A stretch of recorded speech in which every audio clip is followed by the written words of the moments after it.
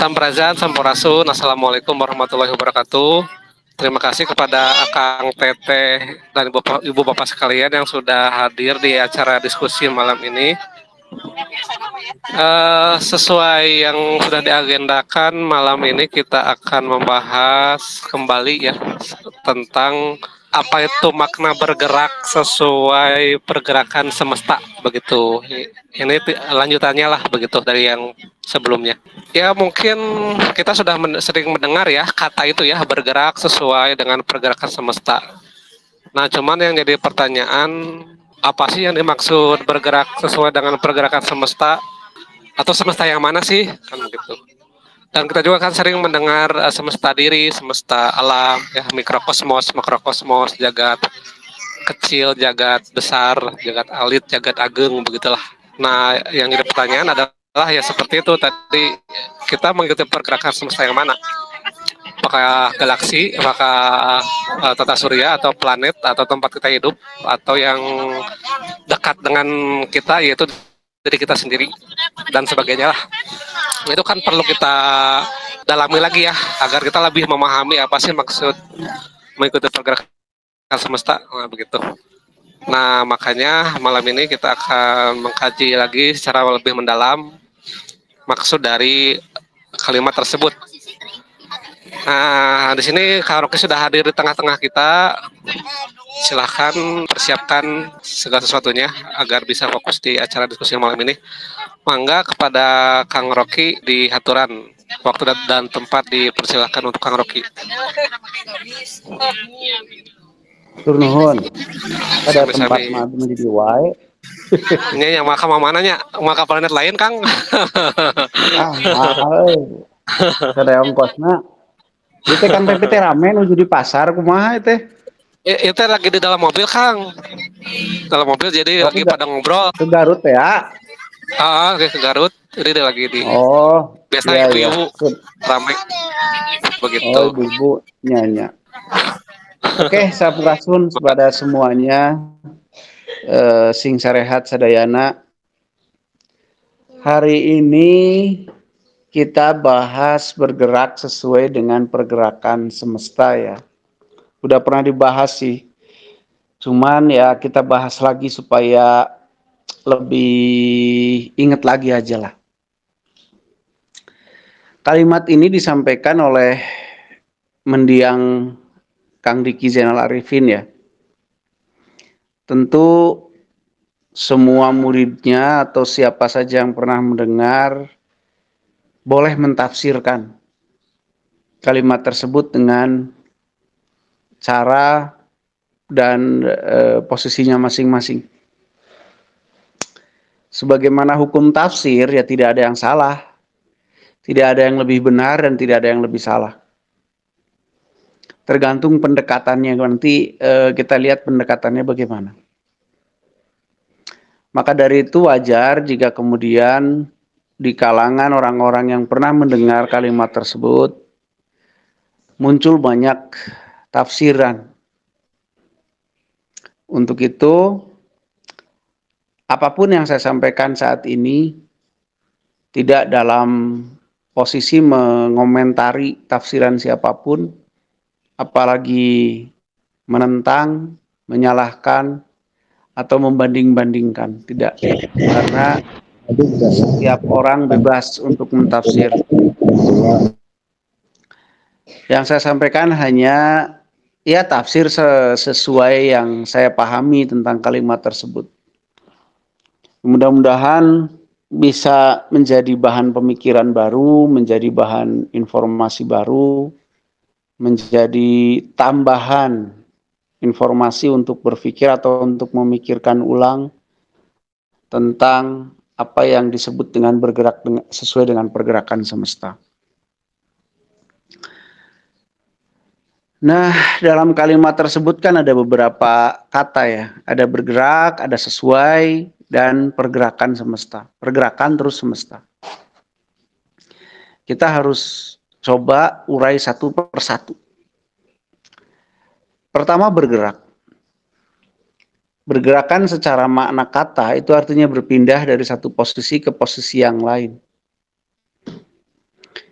Tapi bergerak di sini menurut saya bukanlah hanya bermakna berpindah dari satu posisi ke posisi yang lain. Tapi bergerak bisa bermakna berperilaku, berbuat, bertindak, dan seterusnya. Dan saya dalam hal ini lebih memaknai kata bergerak itu sebagai berperilaku, bertindak, daripada sekedar berpindah tempat. Sesuai itu bukan sama ya. Sesuai itu artinya bukan sama. Tapi sesuai itu artinya bisa pas atau selaras atau setuju gitu ya. Atau seukuran, tapi tidak berarti sama persis gitu. Sama persis itu dalam arti bentuk dan seterusnya gitu. Bukan berarti begitu. Tapi pas, sesuai, seukuran. Bergerak sesuai dengan pergerakan. Pergerakan itu artinya ya apa ya? Sesuatu yang dilakukan oleh gitu. Semesta itu sesuatu yang bersifat kesatuan. Makanya semesta. Bisa saja kesatuan dimensi dan yang lain-lain. Kesatuan banyak unsur, banyak makhluk yang kemudian bekerja dalam satu irama dan menghasilkan sesuatu, itu namanya semesta. Nah, kita kembali kepada bergerak sesuai dengan pergerakan semesta. Ada kemudian yang memaknai sebagai pergerakan dalam makna betul-betul bergerak. Badannya bergerak, mungkin mengikuti auranya sendiri atau mengikuti gelombang elektromagnetik atau sebagaimana mana-mananya gitu. Saya tafsirnya. Tapi saya lebih mengartikan atau lebih berpikir bergerak sesuai dengan pergerakan semesta adalah kita berperilaku, bersikap, bertindak sesuai dengan pola laku, sesuai dengan perilaku semesta, sesuai dengan perilaku alam tempat kita hidup, sesuai dengan perilaku hukum dasar dari perilaku dasar alam semesta ini. Kalau saya lebih memaknainya seperti itu.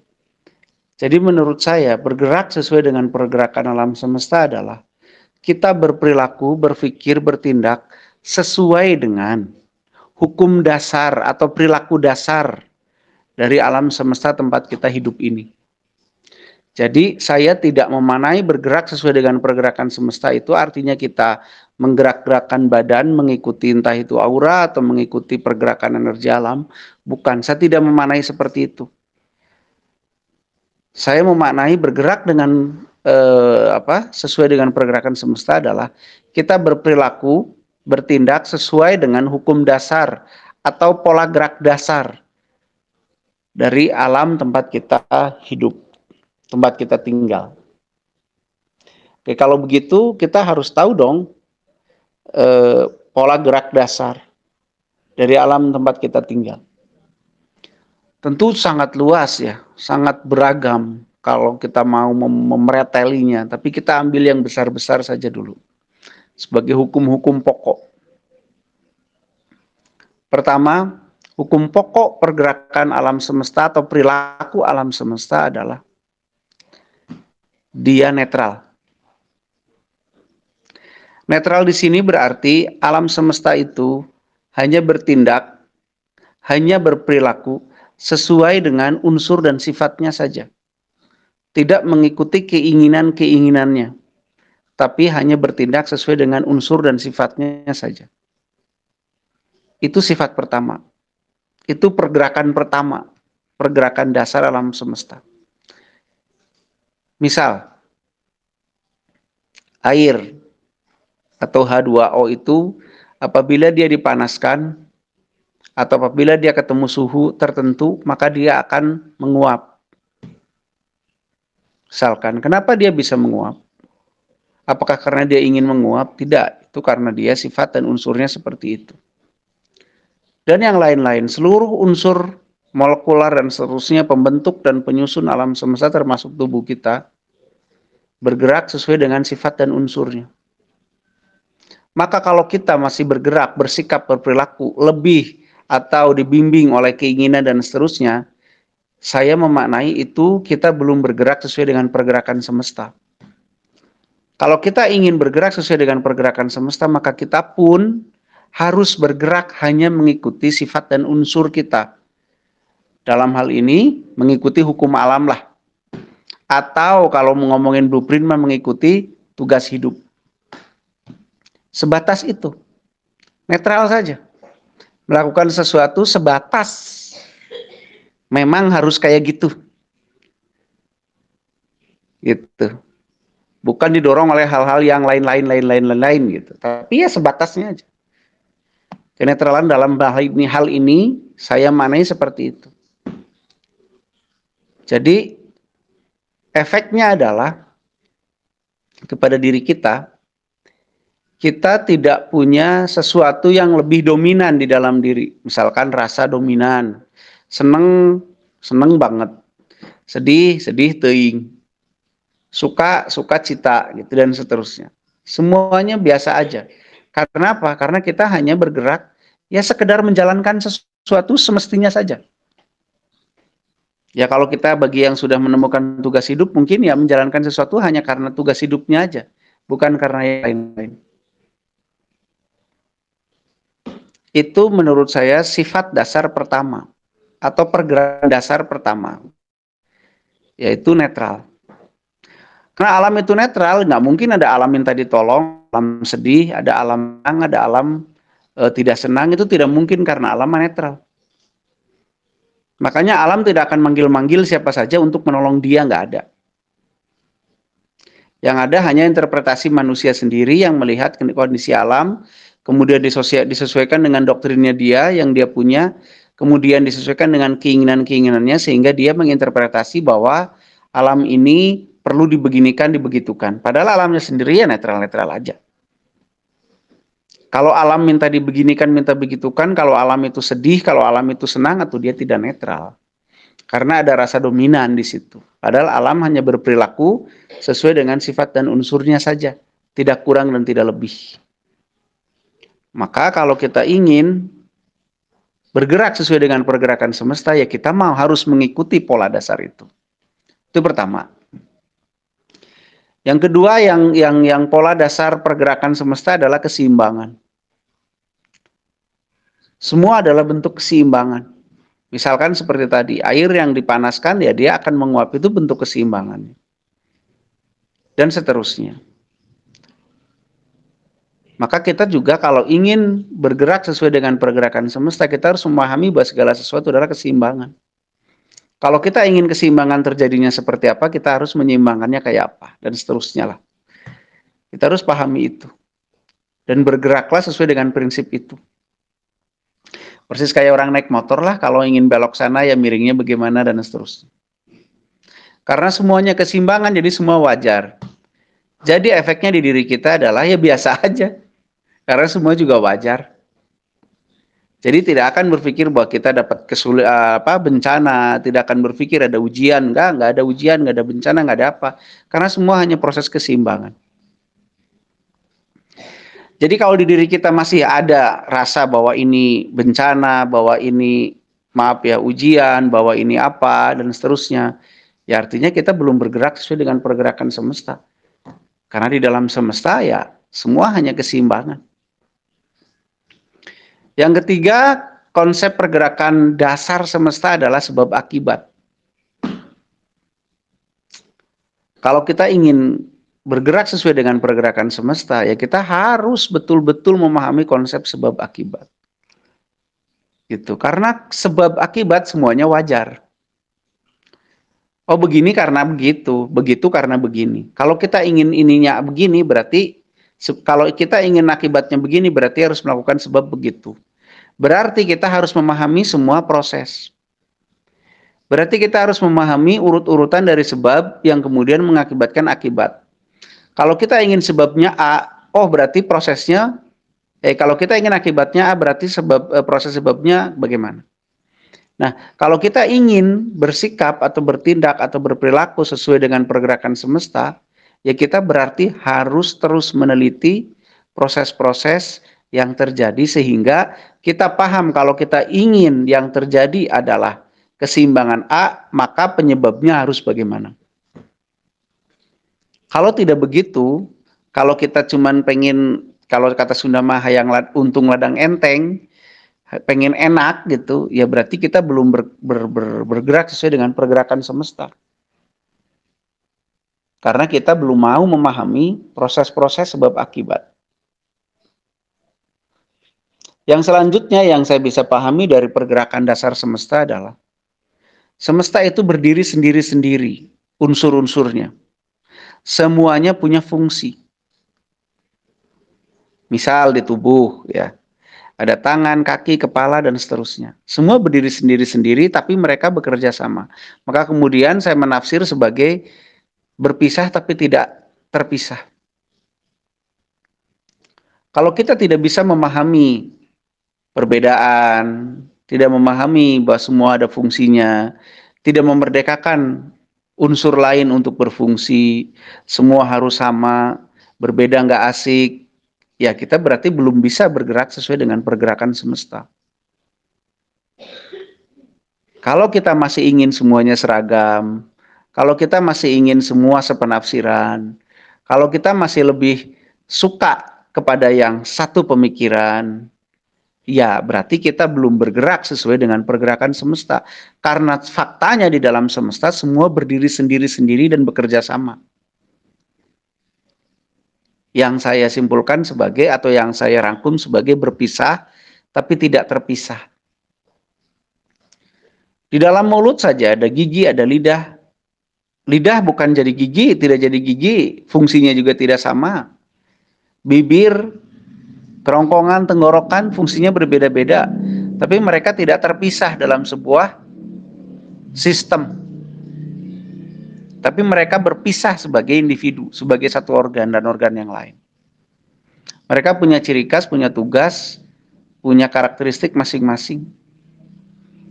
Nah, kalau kita belum bisa kayak gitu, kita maunya yang sama aja gitu ya, ya berarti kita belum bisa bergerak sesuai dengan pergerakan semesta. Nah, selanjutnya semesta itu hanya mengenal bersyukur. Semesta itu hanya mengenal bersyukur. Bersyukur di sini bukan bersyukur seperti yang kita pahami ya. Bersyukur di sini artinya dia dengan rela menjalankan sifat dan unsurnya itu. Maka itu akan terlahir netral itu. Nah, kalau kita belum punya sifat seperti itu, kalau kita masih sulit untuk rela, kalau kita masih sulit untuk, ya kalau bahasa agama mungkin ikhlas, kalau kita masih sulit untuk siap, atau yang namanya pasrah, pasrah itu kan siap artinya. Ya kita belum bergerak sesuai dengan pergerakan semesta. Walaupun kita muter-muter kayak apa dalam menggerakkan badan, misalkan kita ahli banget dalam merasakan pergerakan aura misalkan, atau kita sangat ahli, sangat lancar dalam merasakan pergerakan gelombang elektromagnetik, tapi kita hatinya belum seperti tadi, ya artinya kalau menurut tafsir saya, kita belum bergerak sesuai dengan pergerakan semesta. Nah, apa sih fungsinya? Kenapa sih kita harus bergerak sesuai dengan pergerakan semesta? Termasuk pergerakan pikiran, perasaan, dan seterusnya sesuai dengan konsep dasar, agar kita bisa manunggal. Agar kita bisa manunggal dengan alam semesta ini. Apa sih tujuannya manunggal? Agar kita betul-betul bisa saling bertukar informasi dengan alam tempat hidup kita. Karena kalau kita sudah terkonek, baru kita bisa saling tukar-menukar informasi, mengetahui lebih detail apa yang terjadi dan seterusnya. Sehingga kita bisa tahu harus berbuat apa dan harus bagaimana. Jadi manunggal bukanlah tujuan. Manunggal hanya sebuah jalan supaya kita bisa bersikap atau berbuat sesuai dengan situasi yang ada. Misal, bagi orang-orang yang sudah betul-betul sefrekuensi dengan alam, mungkin dia akan bisa mendapat informasi tentang perubahan-perubahan yang terjadi di alam, tentang proses-proses yang sedang terjadi di alam. Misal, oh ini magmanya sedang naik, oh ini aliran magma ke gunung ini sedang tinggi. Bagaimana nih biar kehidupan baik manusia maupun alam tetap terjaga keseimbangan yang enak buat manusia misalkan. Bagaimana di alam ada seimbang-seimbang aja, mau meletus juga. Ini mau manusia misalkan biar seimbang gimana? Oh berarti mengungsi, misalkan. Kemana mengungsinya, dan seterusnya. Jadi manunggal bukanlah tujuan. Manunggal hanya alat. Hanya sarana untuk kita kemudian bisa bertindak. Misalkan, oh bagi orang-orang teman-teman yang punya kemampuan mungkin, oh biar tidak terlalu naik magmanya maka dibagaimanaan, itu bagaimanain. Biar manusianya tetap bisa hidup dengan nyaman misalkan. Jadi jangan ngomong alamnya ya, alamnya biar nyaman, alamnya nyaman-nyaman aja. Jangan mengkambing hitamkan alam, manusialah yang punya kepentingan di sini. Gitu ya. Jadi menurutku seperti itu yang namanya bergerak sesuai dengan pergerakan semesta adalah kita berperilaku, bersikap, bertindak, berpikir, berasa, berperasaan dan seterusnya sesuai dengan konsep dasar pergerakan alam itu sendiri. Ya contohnya yang tadilah. Gitu. Jadi ujung-ujungnya nanti kita bisa sefrekuensi dengan alam itu. Perilaku, laku kita, pikiran, perasaan kita sama sefrekuensi dengan alam sehingga kita bisa menyatu. Kalau kita nggak sefrekuensi, nggak akan bisa menyatu. Untuk menyatu nggak cukup hanya dengan bisa meraba atau merasakan pergerakan gelombang elektromagnetik hasil pancaran inner core, nggak cukup.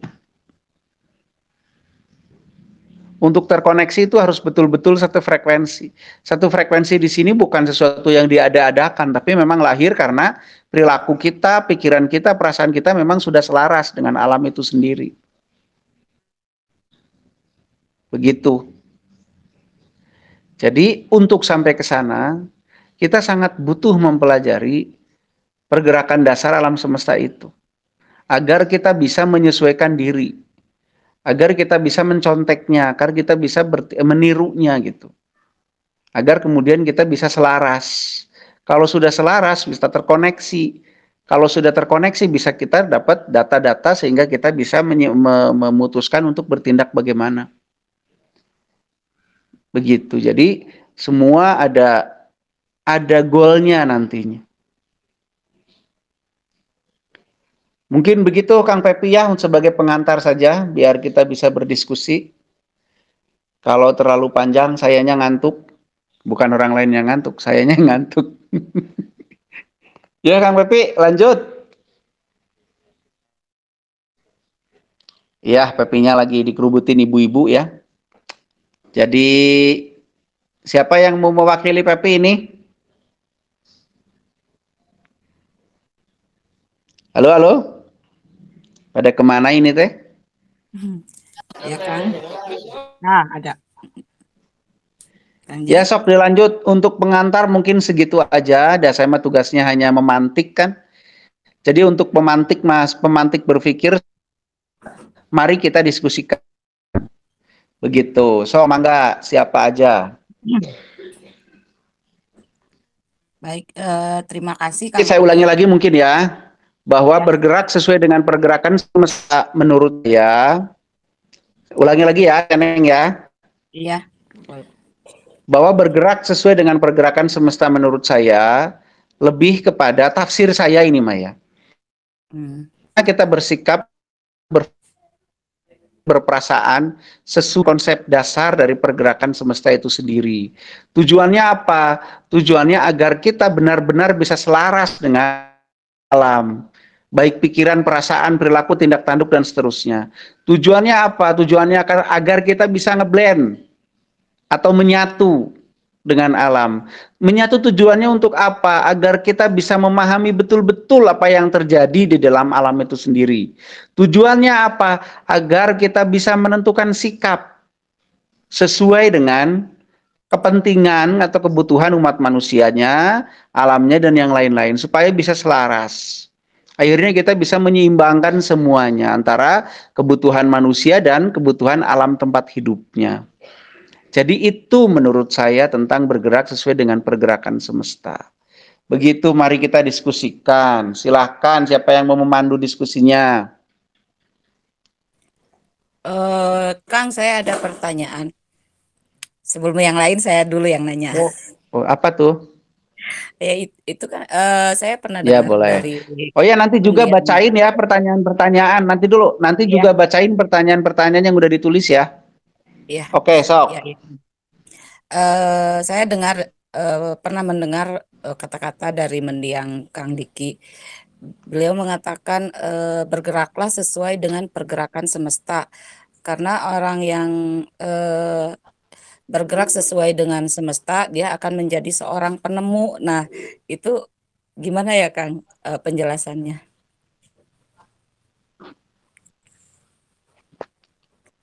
Oke, maka dari itu yang saya bilang tadi, kalau kita ingin bergerak sesuai dengan pergerakan semesta, berarti kan kita meneliti dulu.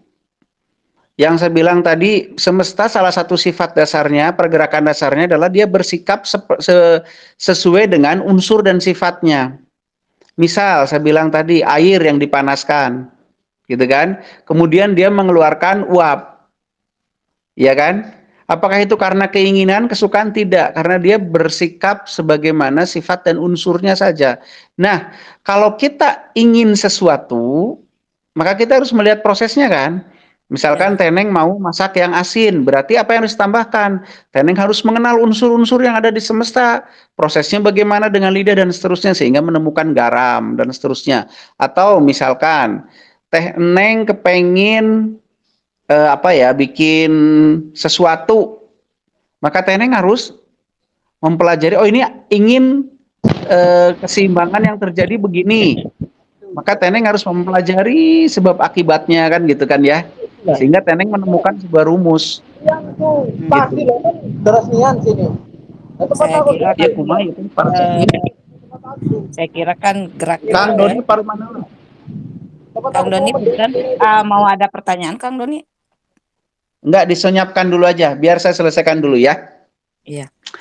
Jadi kalau kita benar-benar bisa bergerak sesuai dengan pergerakan semesta, sifat salah satu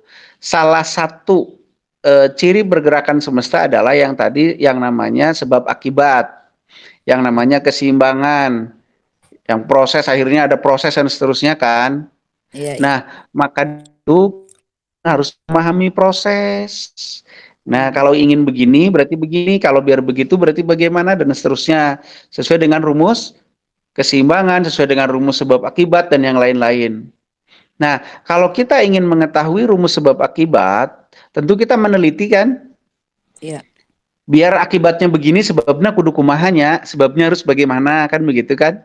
Iya. Ya.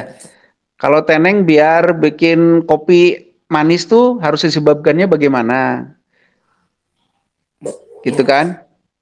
Nah, kalau kita suka memperhatikan atau mengikatkan diri atau bergerak sesuai dengan hukum sebab akibat, maka kita akan memperhatikan tuh proses-proses itu sehingga dari sebab menjadi akibat. Maka dari situ kita akan menemukan banyak hal sebenarnya. Gitu. Tapi kalau kita memahami bergerak sesuai dengan pergerakan semesta hanya merasakan energi alam atau merasakan energi aura sendiri, ya nggak sampai sana, belum sampai sana gitu. Bukan salah, tapi belum sampai sana. Tapi kalau kita sudah memahami hal-hal dasar tadi dan kita harus menyesuaikan atau mencontek perilaku alam itu, ya berarti kita akan memahami banyak hal nanti ke depannya. Wajar kalau kemudian jadi menemukan sesuatu yang baru. Begitu sih mungkin, Teneng. Iya, karena dulu saya pikir ini gerakannya apa muter atau gimana, muter-muter untuk jadi ya supaya bisa jadi penemu itu, Kang. Ternyata ya ya kalau paham. Ya kalau di zaman HI itu mungkin dulu kepekaan gitu ya, belajar kepekaan, merasakan aura sendiri gitu ya. Ya bukan itu maksudnya gitu. Jadi mungkin kalau mendiang Kang Diki pernah bilang begitu, mungkin lebih tepat eh, pemahaman yang saya sampaikan tadi bahwa bergerak sesuai dengan pergerakan semesta itu ya kita betul-betul memahami perilaku dasar dari alam semesta. Bahwa satu di dalam alam semesta itu yang ada hanya netral gitu ya. Netral itu berarti berperilaku sesuai dengan sifat dan unsurnya, terus terikat hukum sebab akibat, terus yang ada adalah keseimbangan, terus semua unsur berdiri sendiri-sendiri tapi punya fungsi dan bekerja sama dan seterusnya. Kalau kita bersikap seperti itu, tentu kita akan sangat senang meneliti, sangat suka meneliti. Karena setiap setiap akibat pasti ada sebabnya, terus bagaimana prosesnya dan seterusnya. Nah, kalau kita senang memperhatikan seperti tadi yang dibimbing di awal yang namanya kesadaran itu memperhatikan, tentu kita akan banyak menemukan. Begitu, karena kita memahami proses sebab akibatnya. Gitu. Dan kita bisa netral, karena netral itu ya bergerak hanya sekedar sesuai dengan unsur dan sifatnya saja. Begitu. Mungkin itu loh ya. Mana yang lain? Ada pertanyaan lagi? Mangga dipersilahkan. Yang tentang bergerak sesuai dengan pergerakan semesta dulu ya, kita pahami baik-baik sampai kita bisa betul-betul memetik intisarinya lah gitu, kurang lebih lah. Jadi kalau masih betean ya belum sesuai dengan pergerakan semesta ya. Kalau masih banyak niat yang tidak hanya sekedar menjalankan fungsi dan unsurnya unsurnya ya berarti belum sesuai kayak gini kan sesuai masih jauh. Ya, kalau enggak baca itu Teneng pertanyaan yang kemarin-kemarin. Oh ya, boleh. Siap.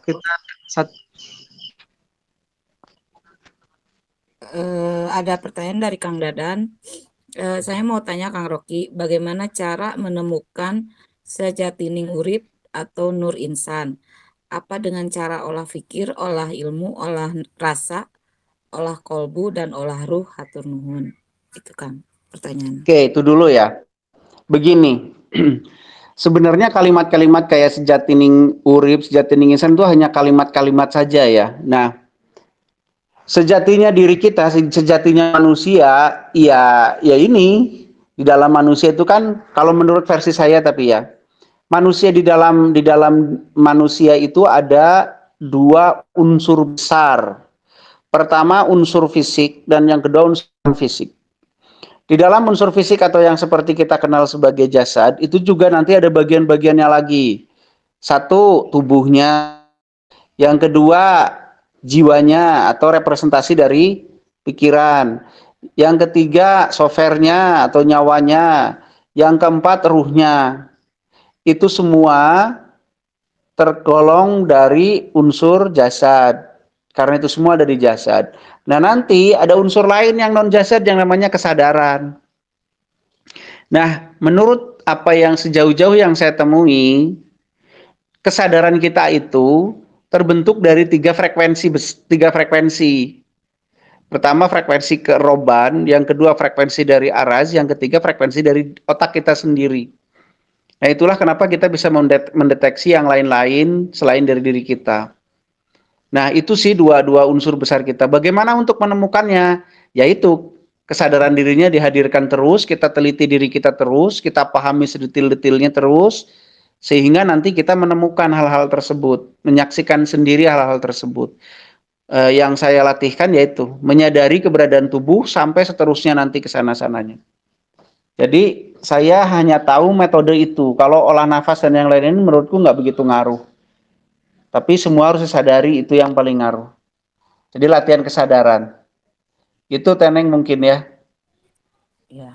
Jadi melatih untuk menyadari keberadaan tubuh itu modal awal ya, Kang? Modal awal, langkah awal untuk menyadari hal-hal lain yang lebih halus lagi nantinya. Iya. Gitu. Ada yang mau langsung bertanya atau saya langsung bacakan pertanyaan yang ditulis? Mangga? Nggak ada ya. Ini ada Kalau bisa kita diskusikan tentang bergerak sesuai pergerakan semesta dulu. Nih yang hadir. Mungkin ada. Kang dari saya oh, mangga Naon Kang itu Son. nenen A, naon itu? Sony Kang Sony, oh Sony, nah ngaranna nenen pakai A itu kumaha? pakai iya akun istri Kang. Oh, iya lanjut ke Mas. Ya Kang, tadi kan Akang bilang semesta itu berbeda, tapi kan bekerja sama gitu ya Kang. Iya, Tapi yang berpisah selama tapi ini tidak terpisah. ya terpisah Itu tapi tidak. sifat dasar semesta, maka kita juga harus bertindak seperti itu. Terus yang ditanyakan? Nah, kenapa kok dari kecil gitu ya kita khususnya di sekolah kita tuh kayak disamakan gitu Kang? Apakah memang ada Di karpetan atau kepentingan disamakan ya teh? di mejaan Kang, di kursian? Disamaratakan gitu ya. Ya, gitu Ya Kang. itulah gitu maksudnya gitu ya. Ya, dari Terus mulai pertanyaannya? pelajaran. Ya, apakah itu memang ada kepentingan dari beberapa pihak biar kita tidak menyadari alam atau ya tidak sepergerakan dengan alam gitu, Kang?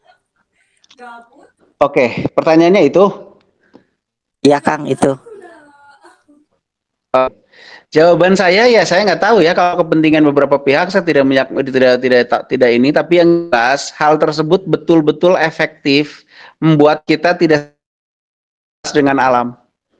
Itu jawab. Kayak itu disengaja, ya faktanya diajarkan kan? Faktanya itu sengaja diajarkan, itu sengaja didoktrinkan bahwa apa ada kepentingan bla bla bla bla bla. Ya saya tidak berani menuduh siapa-siapa, tapi faktanya itu diajarkan dan faktanya sangat efektif membuat kita tidak bergerak sesuai dengan pergerakan dari kesemestaan sehingga kita secara efektif mengpar atau mengpar nggak Son? Mengpar itu apa ya? Mengpar itu apa ya? Mengpar apa Melenceng Son? gitu, Kang. Melenceng dari cara hidup yang semestinya. Akhirnya kita terputus koneksi kita kepada alam, kemenyatuan kita dari alam atau rasa kemenyatuan kita tuh hilang. Akhirnya kita hidup masing-masing kan. Manusia hidup sudah tidak terkoneksi dengan alam. Karena kita sudah tidak bergerak atau bergeraknya tidak selaras lagi dengan pergerakan alam. Cara berpikir kita, cara bertindak kita, cara berperilaku kita sudah tidak sama dengan perilaku dasar dari alam semesta. Akhirnya ya masing-masing. Gitu Son. Nah, mungkin itu tujuannya ya nggak tahu juga ya, tapi yang jelas itu terjadi kan ya. Makanya sekarang Sony kan udah punya anak nih, masih kecil ya Son ya. Iya, Kang. Nah, biarkan dia tumbuh berkembang sesuai dengan dirinya. Jangan terus dimasukin ambisi-ambisi orang tua ke anak-anak. Biarkan dia berkembang. Nah, sikap kita yang menerima perbedaan tapi tetap mau bekerja sama itu sesuai dengan pergerakan semesta. Kalau nggak begitu berarti nggak sesuai dengan pergerakan semesta. Begitu maksudnya Son. Oke Son? Oke, Kang, siap. Hatur nuhun. Jangan ngajak-ngajak saya menuduh-nuduh orang ya didinya masuk itu ke orang Oke, siap, Kang, siap. Sok menjebak-jebak saya saja didinya mah Halo, punten, Kang. Ya, lanjut. Yuk, mana yang mau bertanya lagi atau apa lagi? Assalamualaikum. Abli balengi. Waalaikumsalam. Nepangkeun, kenalkan saya Denny Kang Rocky. Oh iya, mangga. Yang bergabung baru berani berbicara mengenai sesuai dengan Rocky. Sebentar, kurang jelas suaranya. Ya, lanjut Kang Den. Sesuai dengan yang disampaikan Kang Rocky di awal bahwa ini kan tafsiran Kang Rocky ya Kang ya. Terus ya, saya juga ya Pak otomatis pasti kan setiap orang punya tafsiran sendiri. Ya. Tapi berbeda tafsiran Kang Rocky dengan tafsiran saya atau tafsiran yang lain, terutama dengan kemampuan koneksi dan lain-lainnya gitu ya, kemampuan menafsirkan itu. Dari sejak lama memang saya suka dikasih tahu sama orang, Kang Den itu kesadarannya nggak ini nih, nah kesadarannya kurang connect, dan saya juga mempertanyakan, kesadarannya lu kumaha? Itu kan buat saya yang awam yang belum maksimal terkoneksi, bahasanya tuh kayak abstrak gitu pemahaman saya mah kesadaran tuh dan seterusnya. Tapi seiring dengan menyimak apa yang disampaikan oleh Kang Rocky, ya mudah-mudahan saya bisa menangkap dan seterusnya. Amin. Dan di ujung apa yang materi disampaikan Kang Rocky tadi itu apa? Itu kemungkinan menurut saya ya kan gitu, Kang Rocky menyatakan gitu. Apakah menyebutkan diri itu kemungkinannya itu Kang Rocky nggak pede atau merendah gitu. Artinya atau memang memahami bahwa hal itu memang pasti akan tafsiran orang akan berbeda-beda gitu. Nah, itu yang pertama. Yang keduanya, saya ketika memahami apa yang disampaikan tadi, tentunya kan bahwa alam itu harus kita bisa terkoneksi, kemudian bisa menangkap bahwa alam itu netral dan kita harus selaras.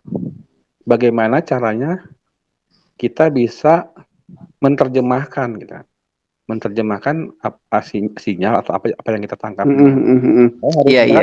Saya harus bergerak nih, misalkan saya mau mencoba untuk bisa bergerak, berperilaku sesuai dengan pergerakan semesta. Artinya saya harus menerjemahkan juga kan apa sinyal yang diberikan oleh alam atau apa yang kita bacain. Iya, nah, betul. Kan, buat saya kan nggak mudah gitu kan untuk saya mau berangkat atau bekerja atau memutuskan sesuatu harus gimana. Nah itu mungkin saya harus berproses belajar dulu mungkin itu Kang ya. Oke. Nuhun pisan Kang Den Gusdur. Bener ya. Den Gus.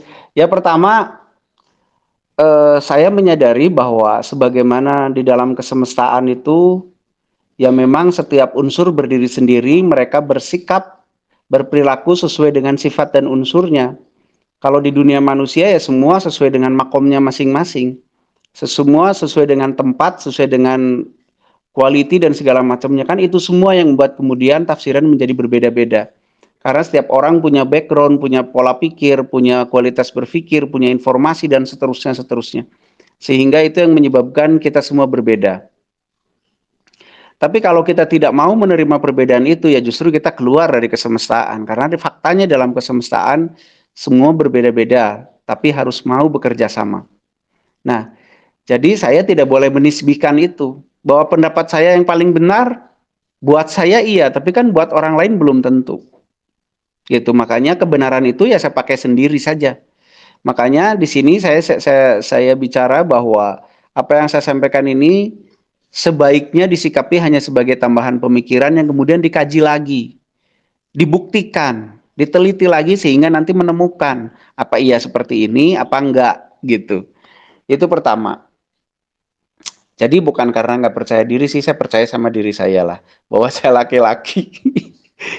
Tapi yang jelas bahwa keilmuan itu kan sangat tergantung dari banyak sekali hal di dalam setiap kepala itu. Makanya kemudian menciptakan perbedaan-perbedaan gitu. Sebenarnya tidak ada perbedaan sih sebenarnya. Yang ada hanyalah step-stepnya saja yang titiknya berbeda. Misalkan gini, saya kasih contoh, saya mau dari rumah saya mau ke alun-alun. Kalau saya sudah berangkat sampai alun-alun, maka saya sudah melewati berbagai macam titik. Salah satunya mungkin saya melewati Kosambi misalkan. Maka saya bisa menceritakan dari awal sampai alun-alun, lengkap. Tapi bagi orang yang belum sampai alun-alun, misalkan baru sampai Gatot Subroto, ya dia baru akan menafsirkan sesuai dengan sejauh mana dia berjalan. Nah itu yang membuat kemudian seolah-olah berbeda-beda, padahal ya nggak berbeda. Hanya sejauh mana dia berjalan dan seterusnya. Dan itu proses. Kalau kita memahami kesemestaan, wayahna kita harus menerima itu sebagai keniscayaan. Itu pertama. Yang kedua, bagaimana biar kita bisa menafsir sinyal-sinyal yang kita bisa tangkap dari semesta, dari alam lah ya, jangan dari semesta, dari alam tempat hidup kita. Jawabannya pertama satu, kita harus menyadarinya dulu. kita harus menyadari apa? Kita harus menyadari tubuh kita sebagai penerima sinyal dan sebagai penerjemah sinyal. Kita harus betul-betul sadari. Nggak mungkin kita mengaku menerima sinyal, tapi si penerimanya aja kita tidak sadari keberadaannya. Itu mah halusinasi kalau kayak gitu mah. Jadi, kalau kita mengaku menerima sinyal, kita harus dalam kondisi sadar. Minimal keberadaannya. Kalau kita sedang ke tubuhnya aja tidak sadar terus mengaku menerima sinyal, pertanyaan saya, kita menerima sinyal dengan apa wong penerimanya aja kita nggak sadari. Bagaimana sinyalnya bisa kita sadari penerimanya? Jadi kita tidak sadari. Maka langkah pertama adalah sadari tubuhnya terus-menerus. Di dalam tubuh ada berbagai macam perangkat, kan ada pikiran, ada perasaan, ada intuisi, ada nurani, ada macam-macam lah ya. Nah, itu harus kita sadari betul-betul. Sehingga nanti gelombang atau frekuensi yang tertangkap pun tersadari. Oh, ini ada frekuensi nih. Nah, frekuensi isinya apa? Kita baca pakai apa? Ya tentu pakai otak ya. Nah, nanti kalau kita sudah bisa memahami tubuh, menyadari keberadaan tubuh kita sebagai penerima sinyal dan pembaca sinyal, nanti kemudian kita akan belajar menyadari yang di luar tubuh atau tempat hidup kita atau yang namanya alam. Nah, sadari dulu keberadaan alamnya. Kalau alamnya aja nggak disadari keberadaannya, bagaimana kita ngomong menerima sinyal dari alam? Tahu dari mana sinyal itu dari alam? Jangan-jangan dari Jurig misalkan, atau dari mana gitu, dari planet lain misalkan, dari galaksi Bekasi misalkan gitu. Nah, jadi syarat pertama kita harus selalu sadar pada diri kita. Yang kedua, kita harus sadar dengan alam di luar diri kita. Kalau saya ngomong diri berarti sudah gabungan ya. Gabungan dari fisik dan non-fisik tadi. Kalau saya ngomong diri, kalau ngomong tubuh ya tubuh, tapi kalau ngomong diri berarti sudah gabungan. Nah, kita harus sadari diri, terus sadari alam yang tempat hidup kita atau di luar diri kita. Nah, kalau sudah menyadari dua itu, lalu kita koneksikan nanti tuh, hubungkan. Si kesadaran kita tuh kita hubungkan antara diri dan alam. Nanti pada saat kita betul-betul sudah terhubung, maka otak kita atau tubuh atau intuisi atau apalah nanti gitu ya, itu bisa mengetahui apa-apa saja yang terjadi, proses apa. Nah, pada saat kita sudah mengetahui proses apa, nanti itu menjadi sarana kita, menjadi data kita untuk memutuskan berperilaku bagaimana. Bagaimana Kang cara bisa memahami prosesnya? Ya sebenarnya kalau disebut otomatis juga ya nggak otomatis karena melibatkan pemikiran juga dan seterusnya. Tapi ya itu harus dialami dulu gitu. Dan nanti sebenarnya otak kita sudah sangat mampu untuk memahami itu.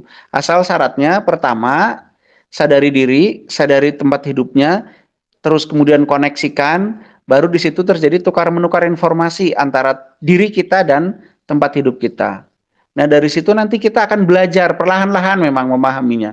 Belajar nanti tiba-tiba ada intuisi kayak Kang Doni tadi ngelihat sarang semut, sarang apalagi nanti segala sarang kelihatan tuh sama Kang Doni itu.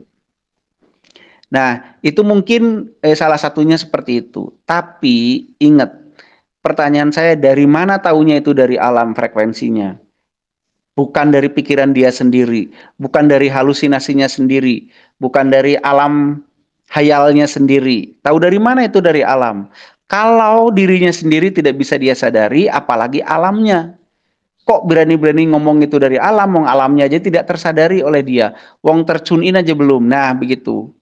Jadi syaratnya Kang biar kita bisa menafsir ya harus sadar diri dulu, sadar luar diri, kemudian disatukan dan kemudian kita lihat, rasakan apa proses-proses apa yang terjadi, baru nanti sebenarnya tubuh kita juga akan akan mengalami proses belajar memahami itu semua gitu. Secara perlahan-lahan. Kalau proses menyadarinya yang melibatkan akal, logika, intuisi, dan seterusnya gitu. Misalkan dapat satu inputan, wah misalkan kok alam di sini misalkan mau mau rugrug gitu, mau longsor misalkan. Karena apa? Karena gersang misalkan gitu ya, nggak ada pohon, terus kemudian molekular tanahnya juga renggang misalkan gitu. Itu tiba-tiba tiba-tiba tahu ya enggak sebenarnya. Itu ada inputan pada saat kita sadar. Sadar diri, sadar alam, terkoneksi, ada inputan. Gitu inputannya bisa berbentuk intuisi, bisa berbentuk visual, tergantung kemampuan orang masing-masing. Nah, nanti ya kita pahami secara logika, kita pahami secara proses, kita pahami secara rasa. Semua potensi yang ada di diri kita pakai, semua potensi yang ada di tubuh, yang ada di diri, kita pakai untuk memahami apa yang kita ketahui itu. Setelah itu baru kita bertindak. Dan itu butuh latihan, butuh pembiasaan yang terus-menerus dan konstan maksudnya. Nah, langkah pertamanya adalah terus-menerus coba sadari tubuhnya dulu, sebelum diri, tubuhnya dulu. Nanti setelah tubuh tamat, baru kita keluar tubuh. Nah, gitu. Itu prosesnya seperti itu, Kang. Memang harus sabar dan butuh proses panjang. Itu mungkin. Siap, nuhun Kang. Tapi kalau boleh saya tanggapi, mungkin saya sekarang dalam tahap menyadari tubuh ya, Kang ya. Karena ya itu memang harus dilalui. Kalau misalkan mungkin menyadari itu kan mungkin menurut saya berlevel-level. Kalau sadar akan keberadaan tubuh ya dipegang perut kerasa, dipegang kepala gitu kan. Terus level maksud dengan sadar keberadaan tubuh ketika tadi dibimbing di awal itu kan kata-katanya itu tolong sadari keberadaan kepala. Ya kan, kalau misalkan seharinya gitu deteknya kan kerasa gitu kan kepala gitu kan ada. Cuma mungkin pengertian tentang disadari keberadaan kepala pemahamannya mungkin jauh gitu kan, dalam gitu kan, tinggi. Nah, teknisnya untuk melakukan itu apakah ketika dikasih instruksi tadi oleh Kang yang pertama itu pembuka itu sadari keberadaan kepala, apakah kita seperti sedang bercermin melihat kepala saya ada di sini, leher ada di sini, dada ada di sini. Ya boleh kayak gitu juga, boleh. Cuman jangan dihayalkan ya. Jadi beda antara dibayangkan dengan dirasakan. Kalau dibayangkan kan seolah-olah ngebayangin kepala saya begini-begini gitu ya. Enggak, ini mah betul-betul dirasakan. Makanya untuk membantu awal boleh dipegang, ini nih kepala, takolan we gitu. Oh iya sirah ya. Ini nih kepala nih. Nah, nanti harus bisa merasakan tanpa disentuh. Gitu. Awalnya kayak gitu aja dulu, tapi jangan dibayang-bayangin, jangan dihayalkan. Karena kalau hayal, kalau membayangkan kan berarti menghadirkan bentuk di dalam pikiran yang tidak ada sebenarnya. Nah, makanya dirasakan keberadaannya. Boleh dibantu dengan dipegang dulu, boleh dibantu dengan digerak-gerakan dulu untuk awal-awalnya mah. Gitu. Siap, nuhun Kang. Mangga, mudah-mudahan secepat mungkin meningkat ya. Karena kita harus mengetahui bagian dalamnya juga, nanti mengetahui bagaimana proses berpikir dan seterusnya. Ya lanjut, Teneng. Ya, mangga yang lain. Mungkin Ibu Dewan Galaksi. Kalau enggak, pertanyaan dibaca dulu. Pertanyaan yang udah tertulis boleh dibaca juga sambil nunggu yang lain. Ya. Siap. Ini dari Febri. Masih tarik lah.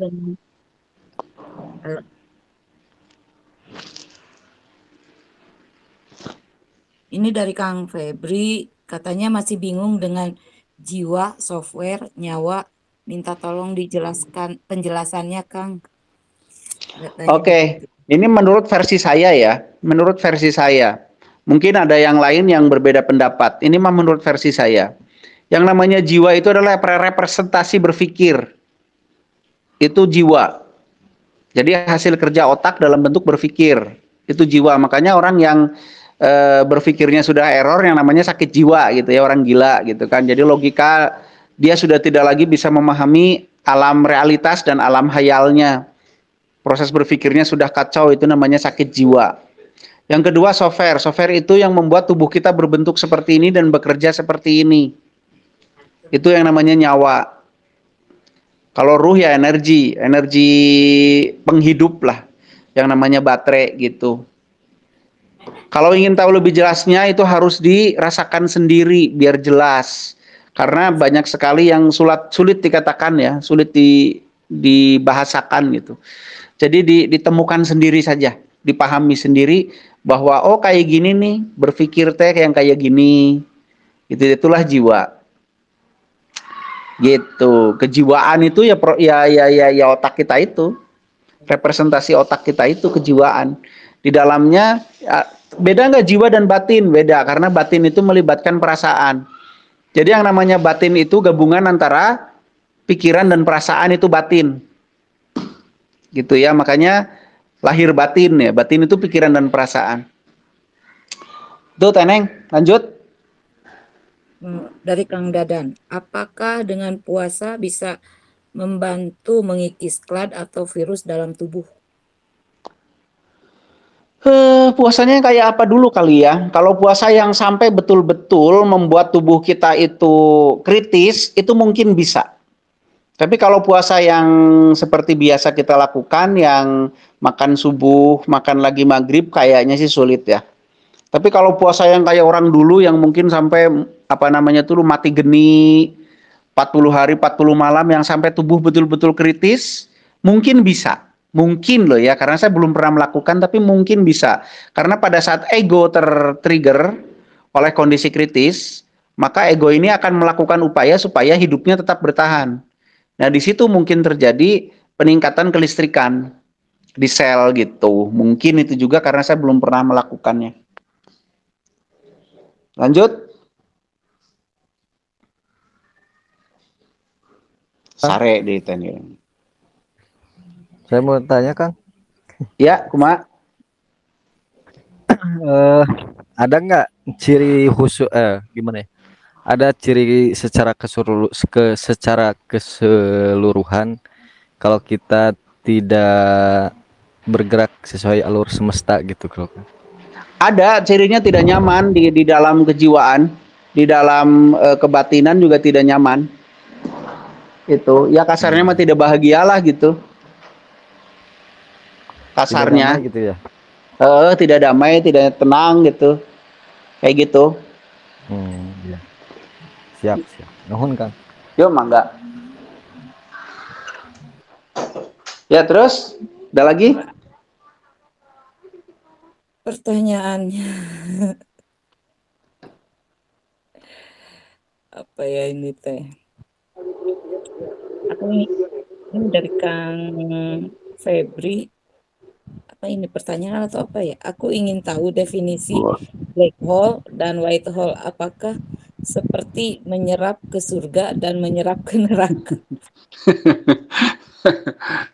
Oke.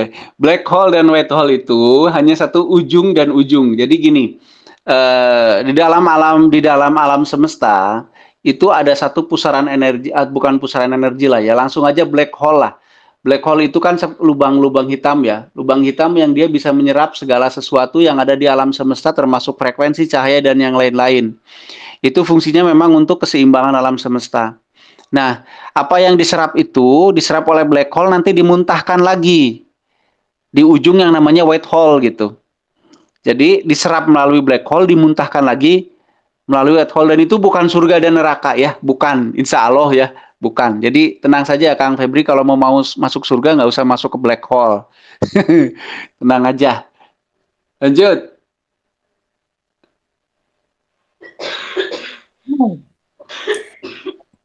Apakah itu kemauan? Apakah adalah penentu takdir?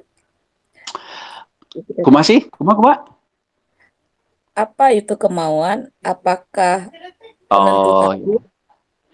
Ya, kemauan sebenarnya adalah proses di mana otak kita, ya, otak ya bukan diri.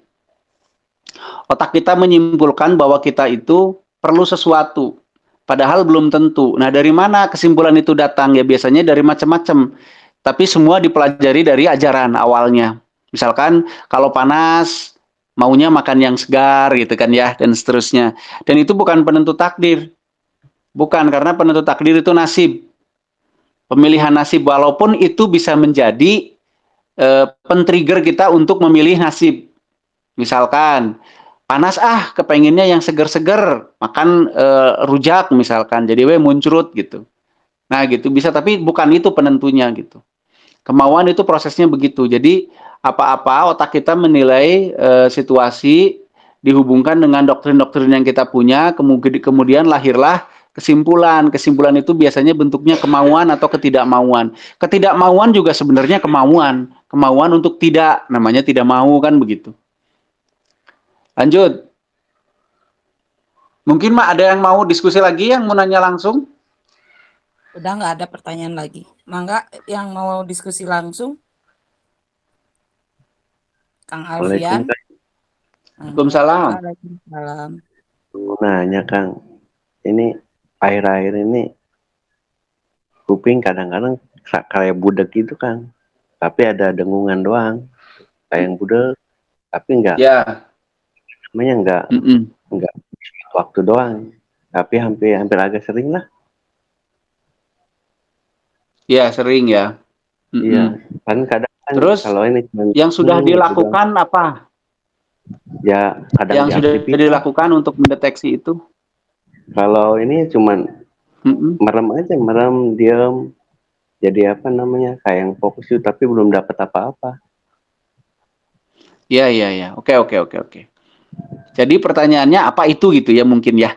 Iya, Oke. Takutnya ada masalah di pendengaran atau gimana? Bisa jadi. Jadi begini ya, masalah dengungan di telinga itu memang bisa disebabkan oleh beberapa hal ya, mungkin oleh dua hal besar. Pertama, dengungan di telinga yang karena tanda metabolisme terganggu yang namanya tinnitus. Itu bukan dengungan biasanya tapi dengingan. Nging gitu, bukan ngung gitu ya. Tapi kalau diperhatikan hilang. Itu namanya tinnitus.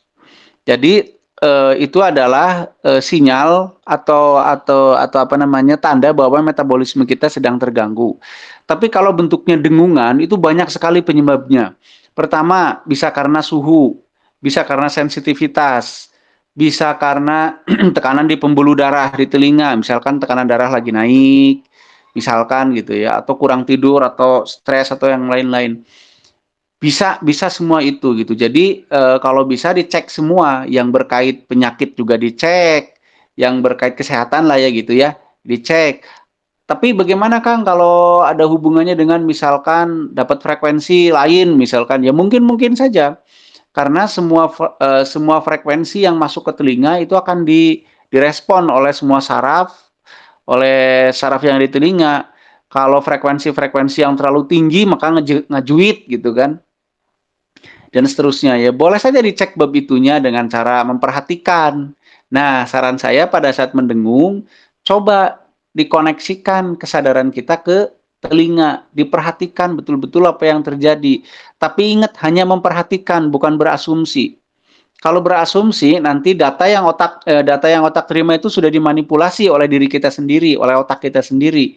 Karena kita sudah punya asumsi awal. Jangan-jangan begini atau begitu, atau lagi merasa dapat inputan apa segala macam, nanti malah nggak objektif. Jadi sekedar perhatikan, koneksikan kesadaran kita kepada telinga yang mendengung itu, perhatikan saja. Secara netral, secara apa adanya gitu. Nanti biasanya kemudian baru muncul dugaan-dugaan. Nah, dugaan itu kita tindak lanjuti dengan penelitian, diteliti. Ya kalau dugaannya tentang kesehatan, silahkan dicekin ke ahlinya gitu kan ya. Kalau dugaannya itu tentang frekuensi, silahkan dilacak. Kalau denging DNA bagaimana? Ya silahkan dilacak juga gitu kan. Tapi kalau dengung biasanya sih ada masalah di kelembaban dan tekanan pembuluh darah. Itu mah silahkan. Nggak kurang tidur kan, Akang ya? Enggak. Atau kurang tidur? Enggak, biasa aja kalau tidur mah. Biasa aja. Tidurnya juga bagus. Bagus, ya jam 10 sampai pagi subuh bangun. Ya, berkualitas gitu ya. Ya, cukup. Nah, berarti cek lagi tekanan darahnya misalkan, atau ada beberapa kasus si pasien saya itu ada keanomalian tulang di telinga. Jadi di dalam itu ada tulang yang menonjol sedikit sehingga itu mengganggu resonansi di telinga, itu mendengung terus-menerus tanpa henti malah. Itu ada kelainan tulang di telinga gitu. Itu mengganggu resonansi. Karena kan di dalam kenapa ada yang namanya apa namanya itu yang lubang siput itu loh yang bentuknya kayak siput itu untuk resonansi. Nah, itu terganggu karena ada anomali tulang yang menonjol. Itu dengungannya terus-menerus. Jadi mangga dicek semuanya. Gitu caranya disadari, pada saat mendengung disadari, tapi jangan berasumsi dulu. Kalau kira-kira ini kayaknya tentang kesehatan, ya dibawalah ke ahlinya gitu ya, Kang. Ya. Satu lagi, Kang. Mangga. Saya kan di kampung waktu pulang ya. Nah, ini mah aja lah gitu kan karena banyak bebatuan gitu ya. Nah, saya kalau di kampung saya tuh jaringan HP itu emang sulit gitu ya. Ya. Sulit. Nah, tapi posisi saya ke kebun tuh yang banyak bebatuan itu sinyalnya bagus, padahal tengah utara sebenarnya. Ya. Gitu. Cuman emang di sana tuh kawasan airnya bagus gitu. Air pohonnya pada gede-gede. Ya. Nah, saya sih cuma sempat ngecek dapet tuh cuma sampai di 295 mikrotesla gitu. Nah, emang ada kaitannya antara sinyal HP itu sama anomali? Bahkan bukan hanya dengan anomali. Kalau di kampung saya, di rumah saya di kampung di Cilacap sana, bahkan pohon kelapa. Jadi kalau saya nempel di pohon kelapa itu sinyal M3 bagus. Kalau enggak hilang, nggak ada sama sekali. Di titik itu aja gitu. Padahal di situ nggak ada batu, nggak ada apa. Jadi masalah frekuensi itu kan bisa saling pantul memantul. Nah, bisa saja si kondisi batu yang anomalinya sampai segitu bisa saja kan memperkuat sinyal atau memantulkan sinyal sehingga lebih kuat, bisa saja. Sangat bisa karena semua ada sebab akibatnya. Yang menarik itu di kampung saya itu di rumah saya sendiri gitu. Hanya di titik yang ada pohon kelapa itu yang ada sinyal, di titik lain nggak ada. Makanya kalau mau WA mau apa ya lari ke pohon itu dulu. Di saya kayak gitu. Jadi memang fakta iya ada. Kalau saya mah ini Kang, kalau di rumahnya ya itu hilang aja. Lah harus harinya ke kuburan. Sama. Kuburan ada gitu. Kalau enggak itu ada gitu. Iya kayak gitu. Nah itu bisa saja karena hukum pantul memantul ya. Bisa macam-macam lah penyebabnya. Tapi yang jelas faktanya itu ada hubungannya. Nah nanti tinggal diteliti. Kenapa ya anomali yang sekian bisa memperkuat sinyal radio gitu kan. Nah itu harus kita teliti tuh. Teliti lagi. Tapi yang jelas bisa, sangat bisa. Bahkan orang-orang tertentu yang frekuensinya tinggi itu bisa memperkuat sinyal. Atau bisa menghilangkan sinyal. Makanya misalkan gini, ada satu saat saya lagi latihan tuh dengan anak-anak ya. Itu pada saat frekuensi saya tinggi langsung kan ke HP ngejuit, ngedenging gitu. Kalau saya menjauh hilang, saya mendekat begitu lagi, menjauh hilang, mendekat begitu lagi. Nah, itu jadi kan ada tumpukan frekuensi yang bisa meningkatkan si frekuensinya. Jadi tumbukan dan frekuensi dari tubuh saya dan frekuensi dari HP misalkan gitu ya, bertumbukan sehingga ada anomali kan. Anomali itu bisa meningkatkan atau bisa berarti frekuensinya meningkat lebih tinggi, bisa jadi, atau bisa lebih kuat, bisa jadi. Yang jelas memang kudu diteliti deui eta teh. Tapi memang bisa fakta nama aya gitu. Ya. Ya.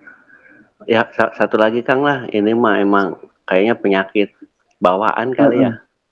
Kumaha tah? Gimana Kang biar latihannya nggak males? Oh gampang, tinggal semangat aja. Nah, gimana ya? Kalau pagi semangat nih, nah pas pulang kerja tuh udah kasur udah tidur. Ini matrik aja ya, ini matrik. Ya. Begini Kang, di dalam tubuh kita ada yang namanya ego. Ego adalah sebuah software yang bentuknya kecenderungan untuk mempertahankan hidup. Nah, kalau ego itu terpicu, biasanya lahir adrenalin naik dan semangat meningkat. Makanya picu saja egonya. Misal gini, saya mah lemah atau saya nggak ingin jadi orang yang lemah gitu. Saya tidak mau jadi pecundang. Saya tidak mau jadi orang yang nggak ada gunanya. Nah picu aja itu terus. Nanti ego terpicu akan bakal semangat. Gitu. Coba pinter-pinter mencari situasi sesuatu yang bisa memicu ego Akang sendiri gitu. Ego itu bukan amarah ya. Ego itu software. Amarah itu nafsu lah. Nah itu triknya, itu yang sering saya lakukan kalau saya lagi datang malesnya setengah setan gitu ya. narik napas saja males, itu saya picu, wah kalau saya gini saya bakal jadi pecundang. Nah itu, wah saya nggak mau jadi pecundang, nah naik gitu loh. Kalau saya kayak gitu, sok kayak diulik lah. Ya, oke. Iya dicoba. Salam.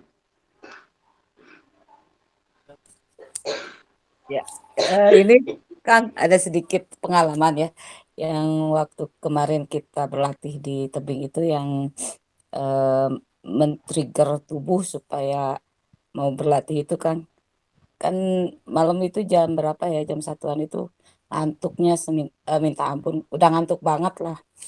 Terus saya coba praktekin tuh yang waktu latihan di situ di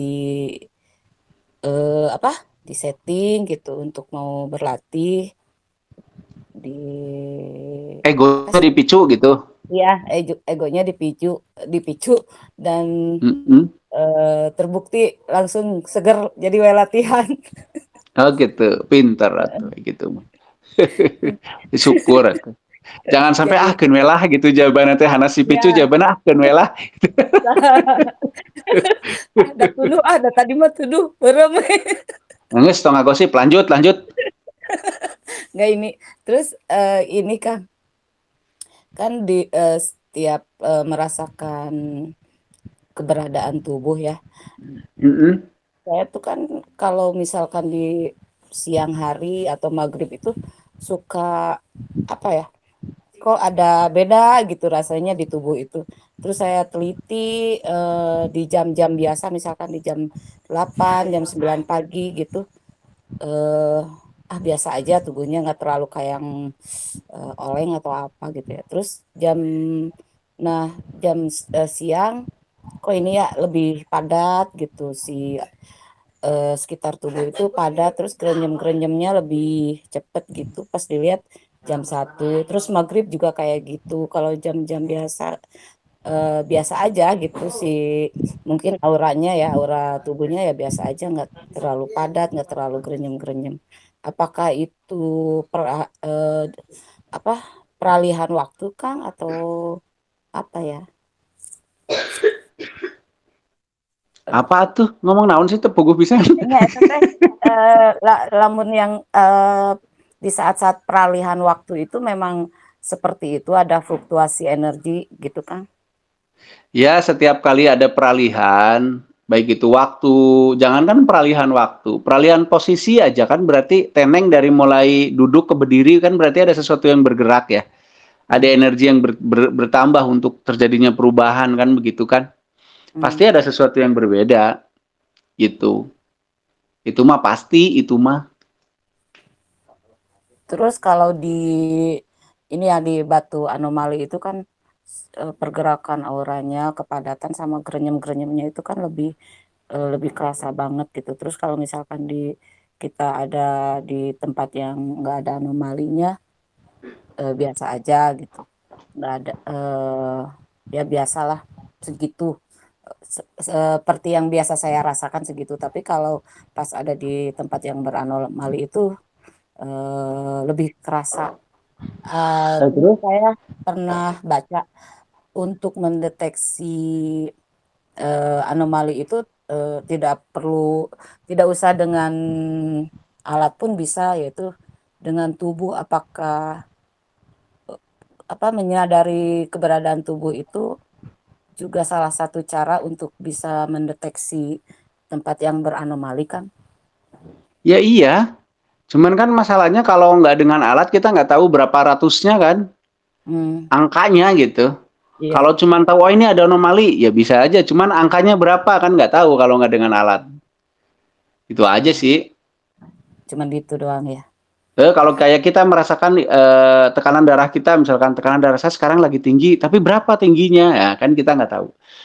Ya itu mah terserah, apakah perlu alatnya, apa enggak, apa cuman perlu pengen tahu ada anomali. Anomali itu bukan hanya yang tinggi ya, termasuk yang rendah juga anomali. Anomali kan artinya ketidakbiasaan. Iya. Begitu. Nah, ya ada lagi pertanyaan yang lain? Ya, sok atuh, mangga yang lainnya. Ibu Dewan, Kalau enggak di pertanyaan yang tertulis saja. Udah nggak ada, Kang. Udah habis. Udah habis. Iya. Ayo, Teh mangga Vivi, yang lain. Kang Arif. Ya kayaknya itu aja mungkin kan kalau nggak ada pertanyaan mah disimpulkan aja. Bentar, udah tinggal 8 menitan lagi. Atau gimana? Ya sok ditunggu.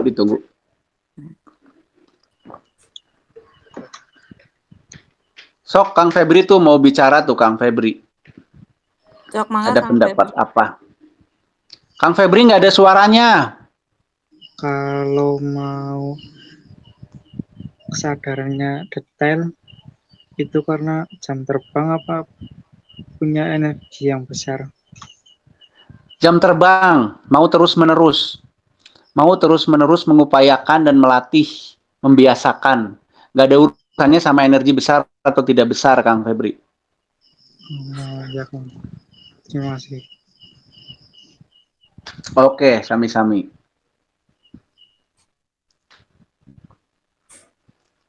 Jadi kesadaran itu nggak ada urusannya dengan energi ya. Besar tidak besarnya nggak ada urusan. Kesadaran itu ada urusannya dengan pembiasaan. Dan terus-menerus gitu. Continue-nya yang penting ya Kang. Konon? Continue? Iya, continue. Iya. Itu yang penting mah continue. Sok ayo yang lain tentang pergerak sesuai dengan pergerakan semesta. Mari kita bahas, saling memberi pendapat, silahkan. Siapa tahu malah saling melengkapi gitu kan. Yang berbeda itu ternyata bisa saling melengkapi misalkan. Kalau pendapat saya begini, pendapat yang lain sana, oh berarti kalau pas disusun, oh ternyata ini nyambung.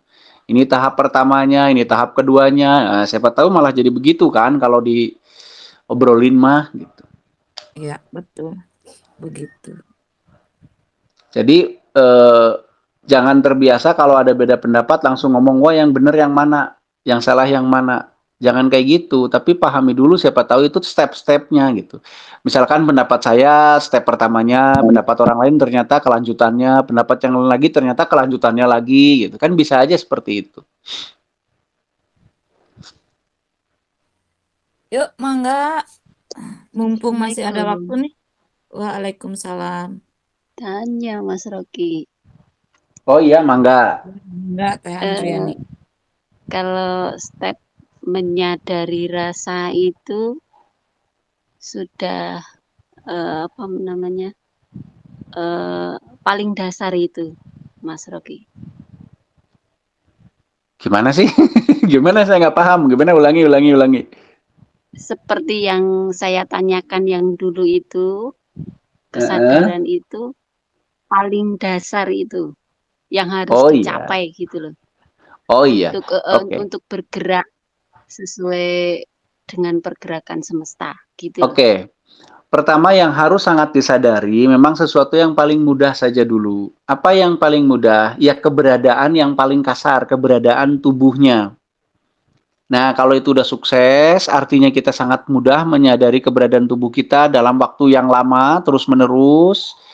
Mudah sambil berkegiatan, sambil ngomong, sambil apa aja kita sudah bisa merasakan tubuh kita terus-menerus.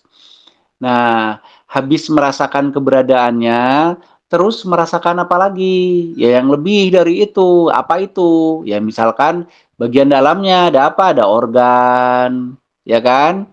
Di dalam organ ada saraf, nanti ada di otak itu ada proses rasa dan seterusnya. Nah, itu nanti terus berjenjang ke sana. Sampai nanti merasakan metabolismenya, merasakan kinerjanya, nanti merasakan sistemnya, merasakan apalagi energinya. Terus menerus seperti itu. Jadi yang paling dasar, paling awal, paling mudah adalah merasakan keberadaannya dulu. Sebelum kita teliti bagaimana kerjanya, kita teliti atau kita rasakan keberadaannya. Nah, kalau teteh sudah atau mbak sudah bisa merasakan keberadaan tubuh dari kepala sampai kaki, sambil berkegiatan, sambil ngapa-ngapain aja udah kerasa, tingkatin tuh, merasakan di dalamnya, oh mana ya otot saya, otot yang mana nih, nanti otot udah bisa tulang yang mana nih, keberadaannya aja dulu, keberadaan otot, keberadaan tulang, ya kan, keberadaan pembuluh darah. Nah, habis itu nanti organ-organ, mana jantung, mana paru, keberadaannya aja dulu rasakan, oh paru yang ini, jantung ini, limpa ini, liver, empedu ini, dan seterusnya. Kalau itu sudah pinter merasakan itu terus-menerus, baru, oh kerjanya gimana ya si otot, coba gerak-gerakan tangannya. Oh ternyata otot itu hanya sesuai perintah, perintahnya dari mana? Oh dari otak, otak memerintah itu dalam rangka apa? Oh dalam rangka misalkan menyikapi sesuatu, ada data dulu yang masuk ke otak, terus otak mengolah data itu, kemudian menyikapi, nah gitu terus diperhatikan. Sehingga kita paham kinerja tubuh. Kalau sudah paham tubuh kita, nanti baru kita keluar tubuh kita memahami yang di luar tubuh yang namanya tempat hidup atau alam. Prosesnya sama. Disadari keberadaannya dulu udara saja. Sadar nggak bahwa kita kan hidup di dalam udara. Seperti ikan hidup di dalam air. Tapi kan kita nggak pernah merasakan keberadaan udaranya ya. Iya nggak? Bener nggak Mbak? Iya. Padahal kita hidup itu di dalam udara. Nah, kita bergerak itu memecah udara. Gitu. Nah, itu nanti rasakan udara itu yang mana. Rasakan udaranya. Bagaimana proses udara masuk? Apakah benar kita menghirup udara atau bagaimana? Terus bagaimana udara di dalam paru-paru dan seterusnya. Nanti itu dirasakan sehingga kita memahami kerja alam di luar tubuh kita. Nanti kalau sudah saling terhubung enak deh. Kalau saling terkoneksi bisa curhat kepada angin. Seperti itu Gitu ya. prosesnya Mbak. Dan memang perlu waktu dan perlu pembiasaan. Begitu. Oke. Sabarlah. Terima kasih. Iya. Iya, sabar ya. Salam sama si Bapak. Iya. Nanti disalamin. Iya, disalamin biar enak sekalian kasih sereh. Kasih gula. Kasih gula, ya jangan cuma salam Capek. doang. Oke, makasih. Oke, sama-sama. Oke, mungkin udah jam 9, masih ada satu pertanyaan terakhir, kalau nggak ada kita simpulkan. Ini ada Sabrajan, Kang. Oh, ada satu lagi, Mangga. Iya ini Kang, kehidupan sehari-hari apa termasuk pergerakan semesta Kang yang kita lakukan setiap hari itu Kang? Dah itu aja dulu deh. Ya, maksudnya kehidupan sehari-hari itu kehidupan sehari-hari Akang gitu ya? Ya, pokoknya kehidupan sehari-hari manusia itulah, gitu. Oke, begini ya, yang kita maksud sebagai pergerakan semesta tadi adalah bagaimana semesta itu bekerja, gitu, nilai-nilai yang ada atau prinsip-prinsip dasar yang ada di dalam proses bekerjanya alam itu yang kita maksudkan. Tapi apakah kehidupan sehari-hari termasuk dalam bagian dari hal itu? Ya tentu bagiannya. Tentu menjadi bagian karena kan kita ini makanya disebut semesta, satu kesatuan antara manusianya, alamnya, mungkin dimensi apanya, dimensi satu kesatuan sehingga sebenarnya semua saling mempengaruhi dan saling berinteraksi. Gitu. Begitu loh. Walaupun yang kita bahas tadi adalah prinsip-prinsip dasar dari pergerakan semesta itu. Begitu. Tapi kejadian apapun yang terjadi di alam semesta, yaitu menjadi bagian dari kesemestaan itu sendiri. Begitu. Meren ya tau ge. Meren, iya. Ya, gitu gimana? Iya Kang, iya Kang. Oke ya. Cukup ya? Cukup. Apa mau Cukup? ada satu pertanyaan Kang? Cukup, Apa Kang. mau cukup sini aja? Ya, Oke, cukup ya. Biar nanti diteliti lagi oleh akangnya. Oke, saya mungkin simpulkan saja ya, karena udah jam 9. ya Mangga. Saya simpulkan saja sekali lagi, kajian ini, pemikiran ini adalah untuk merespon kalimat mendiang Kang Diki yang mengatakan bergerak sesuai dengan pergerakan semesta. Sekali lagi, bahwa menurut tafsir saya, bergerak sesuai dengan pergerakan semesta bukanlah hanya merasakan pergerakan energi alam. Bukan itu saja. Tapi lebih kepada bagaimana kita berperilaku, bagaimana kita bersikap, bagaimana kita berpikir, bertindak, berasa, dan seterusnya, sesuai dengan prinsip-prinsip dasar pergerakan yang ada di dalam semesta. tujuannya adalah supaya kita bisa sefrekuensi, supaya kita bisa sefrekuensi dengan kesemestaan, kemudian kita bisa manunggal, kita bisa ngeblend. Blending di sini bukan berarti kita merasakan energi alam, bukan. Tapi betul-betul perilaku, pikiran, berperasaan, kita udah sesuai dengan prinsip-prinsip dasar pergerakan semesta itu. Nah, apa sih prinsip dasar dari bergeraknya semesta atau pola gerak semesta? Salah satunya netral. Gitu loh. Netral di sini bermakna alam itu bergerak sesuai dengan sifat dan unsurnya saja. Tanpa keinginan, tanpa tendensius apapun. Artinya kalau kita ingin bergerak sesuai dengan pergerakan semesta, kita juga harus belajar bergerak itu hanya sesuai keniscayaannya saja. Sesuai mestinya kayak apa. Tidak karena tendensi apapun. Tidak karena niat-niat selain itu. Itu baru kita disebut bergerak sesuai dengan pergerakan semesta. Yang kedua, di dalam kesemestaan juga terjadi yang namanya atau terikat yang namanya hukum sebab akibat. Jadi kalau kita ingin bergerak sesuai dengan pergerakan semesta, maka kita harus betul-betul menyadari bahwa apapun itu terikat oleh sebab akibat. Maka karena terikat oleh sebab akibat, kalau kita menginginkan sesuatu sebab, kita harus meneliti apa itu yang menjadi sebab. Kalau kita ingin ada akibat yang A misalkan, kita harus meneliti bagaimana sebabnya. Maka kita akan, betul kata Teneng atau kata Mendiang, bahwa kita akan menjadi penemu kalau kita memahami itu.